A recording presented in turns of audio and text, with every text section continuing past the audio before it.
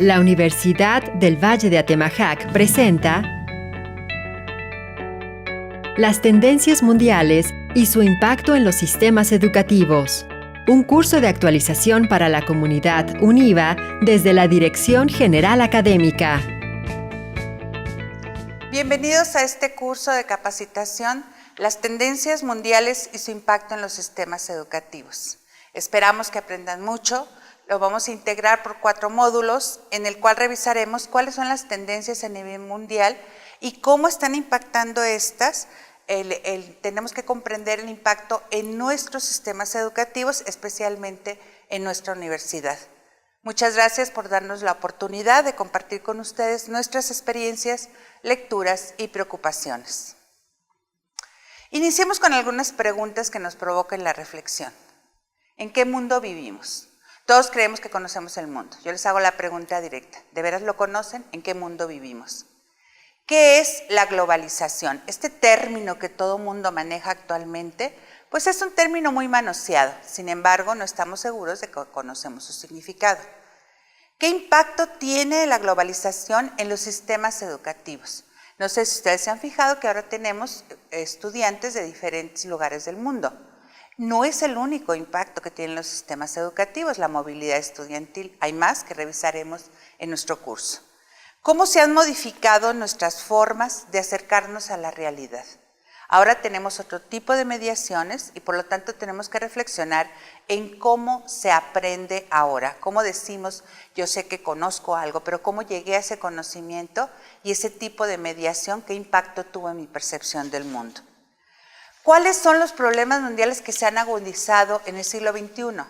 Evidentemente, desde la Primera Guerra Mundial, bueno, desde mucho antes con las revoluciones, independencias, etcétera, hemos estado sumergidos en una época de conflictos.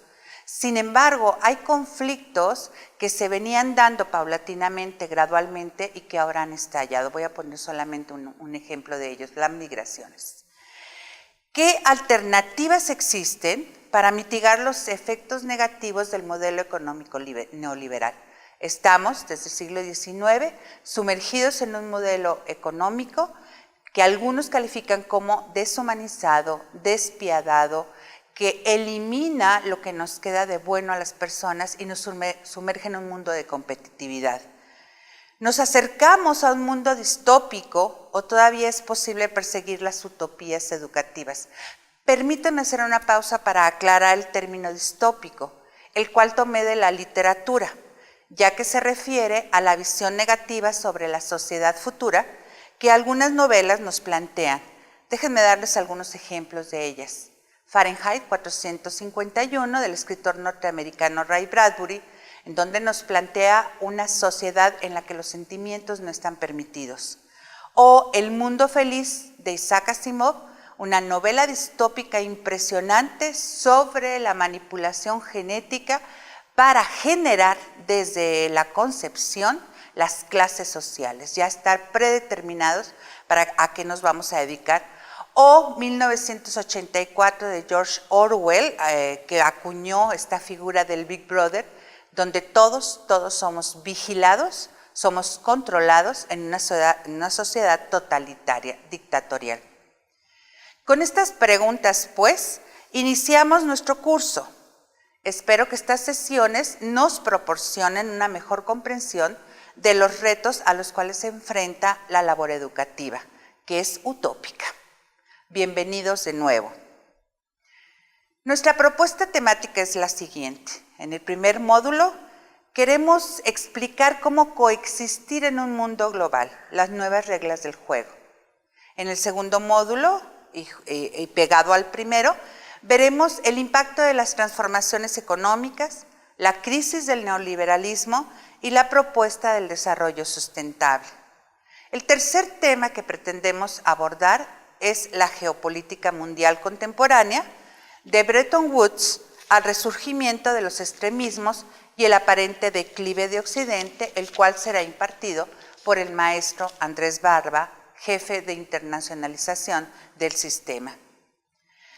Luego, en el tercer módulo, abordaremos los principales problemas mundiales, los conflictos bélicos, la migración, la pobreza y la desigualdad, la ciberseguridad, la delincuencia organizada y los efectos de la violencia. Y por último, en el último módulo, en el cuarto, llegaremos a una conclusión. Haremos un análisis juntos del impacto de las tendencias mundiales en los sistemas educativos.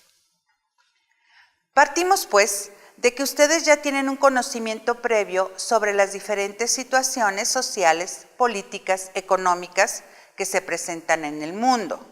Por ello, recuperaremos esa información con el ejercicio que les solicitamos a continuación. Observen el mapa mundi que se les presenta y enlisten lo que sepan sobre los países que aparecen en él. Conflictos sociales, situaciones políticas relevantes, conflictos bélicos, ataques terroristas, situaciones económicas destacadas. No todo tiene que ser negativo, pueden ser aspectos positivos. Elaboren una tabla con la siguiente información: país, situación que desean destacar, clasificación de la situación, por ejemplo, si es un conflicto bélico con otro país, es decir, una situación de conflicto fronterizo, si es una crisis humanitaria, como el caso de África, si es un conflicto religioso, un proceso pacífico relevante, un proceso político relevante, etc. Ustedes hagan ese ejercicio. No se permite, y esto es muy importante que lo sigan, porque la intención es recuperar qué tenemos aquí adentro, el conocimiento previo que hemos recibido de los diferentes medios de comunicación. No se permite consultar ninguna fuente de información, nada de celulares, nada de internet, incluso ningún diccionario. Les pedimos que al finalizar compartan la tabla en el foro y que la complementen con las aportaciones que harán los demás compañeros. Creemos que la tendencia más relevante de nuestra época es la globalización. Es un fenómeno que inició como una propuesta, simplemente una propuesta económica para abrir los mercados y que terminó abarcando todos los aspectos de la vida cotidiana.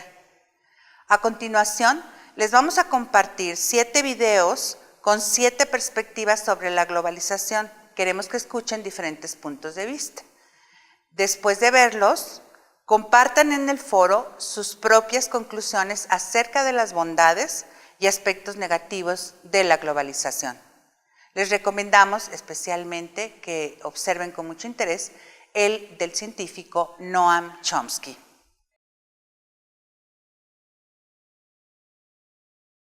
Globalization. First of all, what is it? I mean, globalization, used neutrally, globalization just means international integration. Okay, everybody's in favor of it. I mean, it's been the core principle of the left and the working class movement since their origins. That's why every union is called an international. Okay, everybody's in favor of globalization. Now, the term has been appropriated by a narrow sector of power and privilege to refer to their version of international integration, the investor rights version.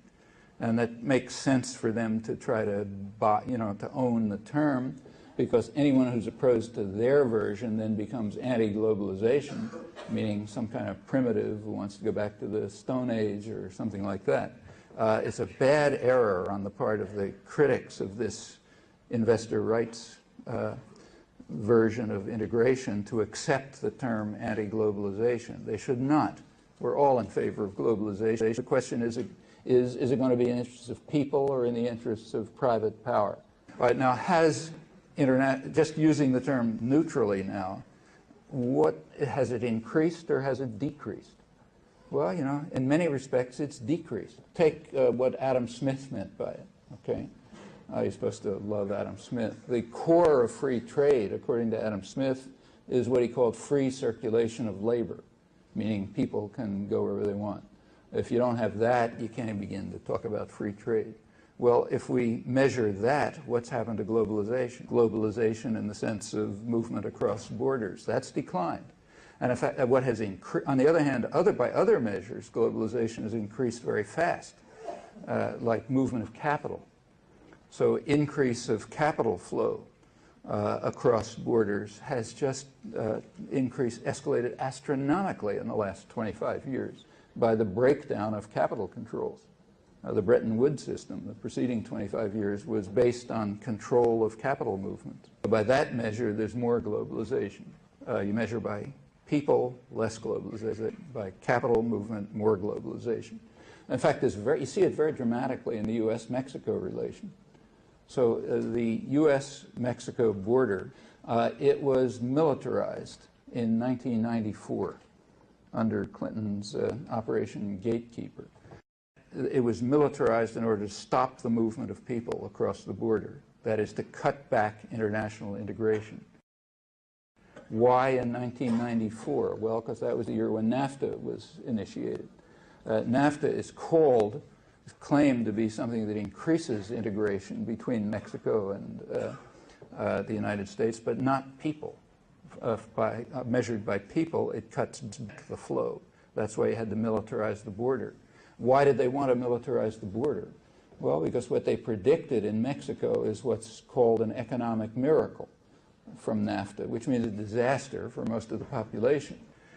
Wages have dropped precipitously, investment has declined, and in general it's been a kind of an economic miracle. Economic miracle means that for a small sector of wealthy people and for foreign investors it's fantastic. That's the definition of a miracle. And they expected that, and that's why you had to militarize the border. So did that increase integration or decrease it? Well, you know, that's an ideological question. Depends what you want to measure. When you militarize a border to prevent people from moving freely, by Adam Smith's measure, it decreases it. Okay, by the measure of, you know, the owners of the economy, it increases it. They make more profit. What about trade? You know, everybody reads that trade increased between Mexico and the United States. Did it? Well, not by Adam Smith's measures. Before NAFTA, you know, in 1993, there was plenty of movement of commodities across the border, but about 50% of it was internal to a firm. Okay, that's not trade. Okay, at least by classical economic measures. That's no more trade than if General Motors moved something from Indiana to Illinois. Well, it was 50% before NAFTA, now it's about 66%. Very little of what's going on across borders is trade in any serious sense. Some things have definitely declined, like movement of people. In the case of NAFTA, not just by accident, by militarizing the border. Just a day or two ago, Bush announced further militarization of the border. That's cutting back international integration. I mean, the pretext is drugs, but you know, that's pretext for anything. So you just can't answer these questions simply about globalization. There's just too many different ways of looking at it.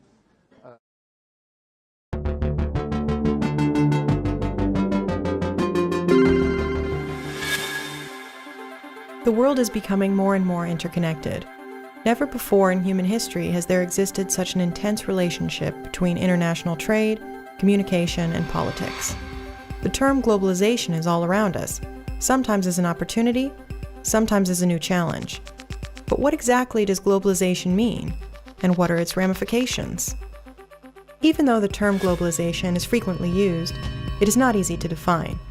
One thing is clear: in today's world, economic, environmental, social, and political issues and problems are no longer limited to the national level because the world has become so interdependent.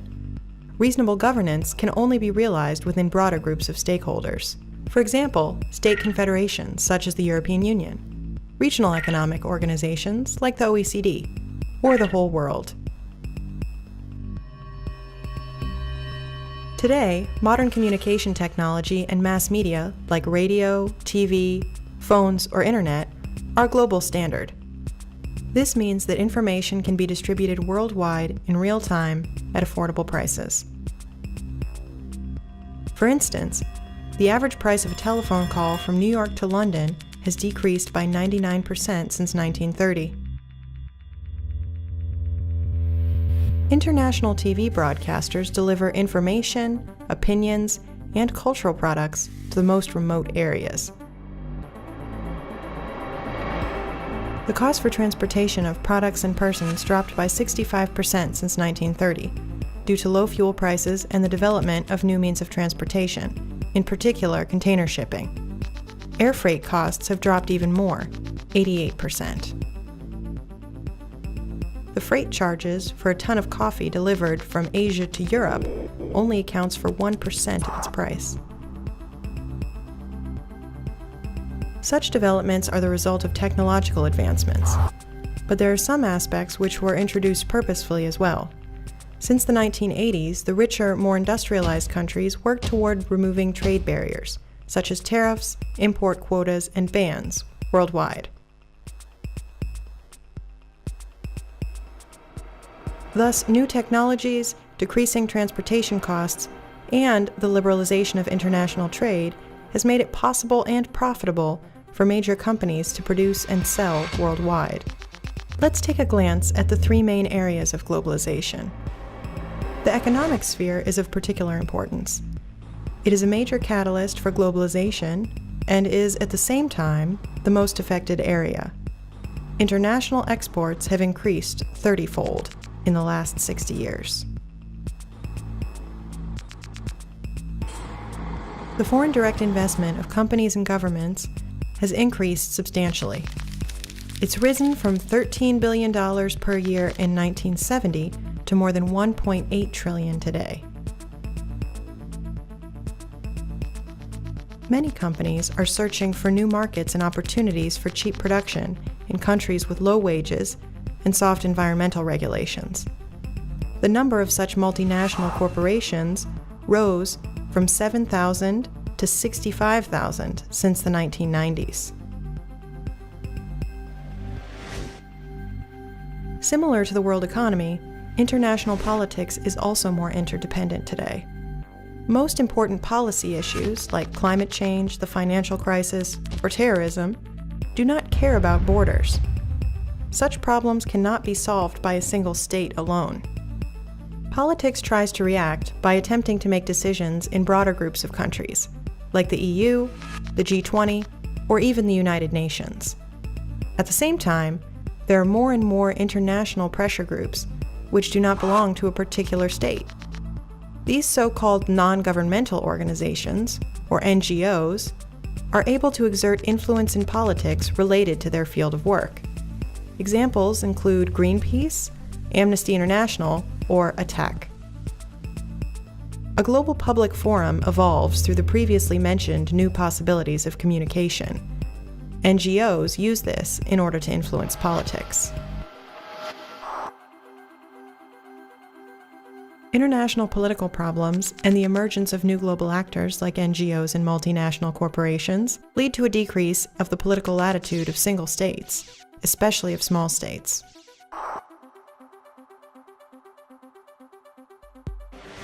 The influence of globalization can be observed in our culture as well.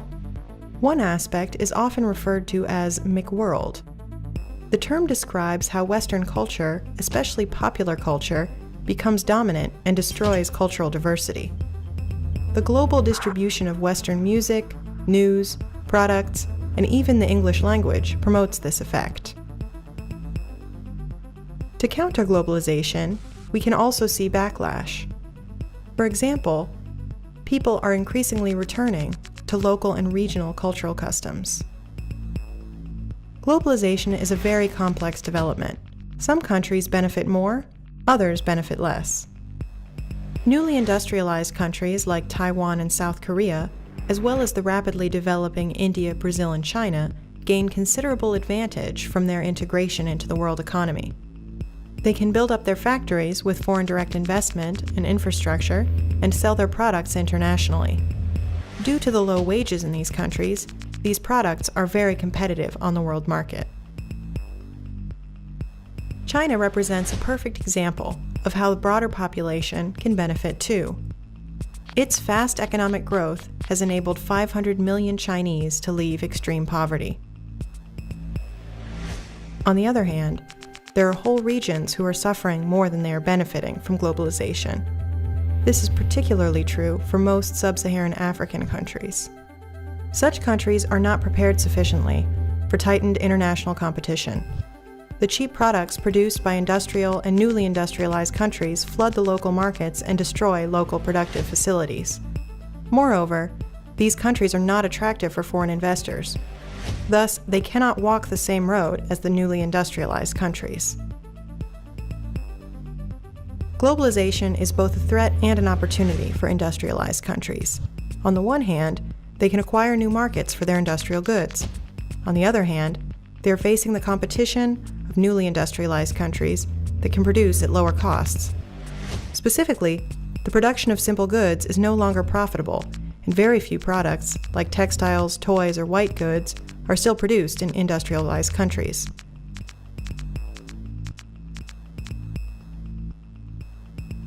It becomes clear that globalization takes place at many areas, such as politics, culture, and the economy. Declining costs of transport and communication and the global liberalization of markets have fueled this trend. While some countries benefit from globalization, it has exacerbated the problems of others. Thus, globalization presents both new opportunities and new challenges.